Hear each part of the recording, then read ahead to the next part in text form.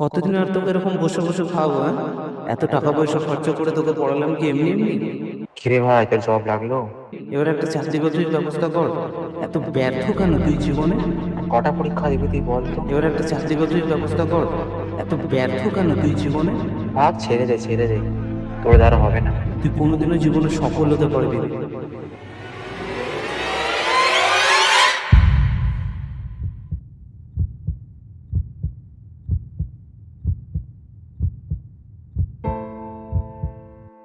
সবকিছু শেষ করে দেওয়ার কথা ভাবছেন? আপনার তো এখনো কিছু হিসাব বাকি আছে। আপনি কে? কিসেরই বা হিসাব আমার? বন্ধুই ভাবতে পারেন।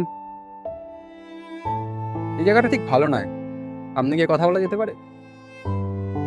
কেনই বা আপনার কথা শুনতে যাবো বলুন তো? ঠিক আছে, আমার কথা তাহলে নাই বা শুনলেন, তাহলে আপনার হিসাবটা মেটানো যাক নাকি? তোমার মা বাবা যে তোমায় এত বড় করেছে, কত স্বপ্ন ত্যাগ করেছে, সেগুলো কি হবে? স্বপ্ন?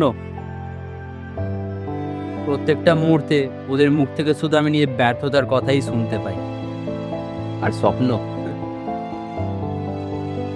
তাহলে সবকিছু শেষ করে দেওয়াই কি তোমার কাছে জিতে যাওয়া?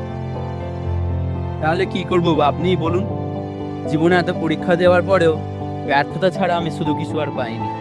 তাই জন্য আমি সবার শেষে সফল হবার আশাটাও ছেড়ে দিয়েছি। সবকিছু শেষ করে দেওয়া কখনোই মানুষকে জেতায় না।